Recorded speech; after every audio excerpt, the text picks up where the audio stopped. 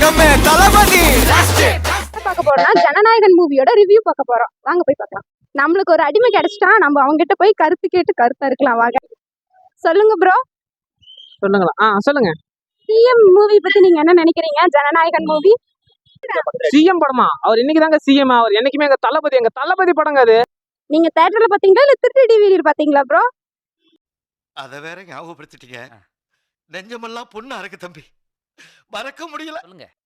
ஏக்கா என்னக்கா இப்படி சொல்லிட்ட? அவர் அங்க தியேட்டர்ல நாட்ட இங்க கால ஃபோக்கஸ் பண்ண போற ஆட்டிக்கினே இருக்கு பாரு. ஏய், இது வேற விஷயத்துக்கு ஆடிட்டு இருக்குதுடா. ஓ சாமி, வேற டேய் கூட்டு போங்கடா, கோவத்துல போட்டுற போற. என்னக்கா இப்படி சொல்லிட்ட? நம்ம தளபதி, நம்ம சிஎம் படம் இனிமேட்டு தமிழ்நாடே நாங்க தான். டிவிக்கே அங்க கேட்ட கேள்விக்கு மட்டும் தான் பதில் சொல்லணும். நீ அவனாலும் ஃபோக்கஸ் பண்ணாதக்கா. நான் தெளிவா சொல்றேன். நம்ம சிஎம் படம், நம்ம தளபதி படம் அருமையா இருக்கு. படம் அப்படி நடிச்சிருக்காரு. தமிழ்நாட்டுக்கு ஒன்னு 60 வருஷத்துக்கு இந்த படம் பேசும். மறுபடியும் சொல்றேன்.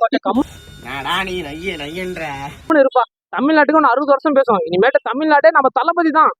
Okay bro, super. ஆனா இது சிஎம் ஓட லாஸ்ட் மூவி. இத பத்தி உங்களுக்கு வருத்தமாவே எதுவும் இல்லையா? அத வேற ஞாபகப்படுத்திட்டீங்க. நெஞ்சமெல்லாம் பொண்ணா இருக்கு தம்பி, மறக்க முடியல. என்னக்கா இப்படி கேட்ட? எங்க தளபதி படம் தான். இனிமேட்டு அவரை திரையில பார்க்க முடியாது.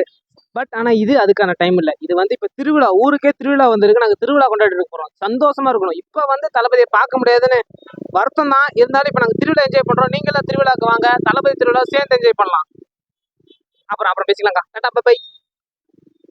இந்த பையனை ஒரு கேள்வி கேட்டா அவன் ஒரு பதில் சொல்றான். சோ அதனால நம்ம வேற ஒருத்தங்கள பார்க்கலாம். பாய், நெக்ஸ்ட் வீடியோல பார்க்கலாம்.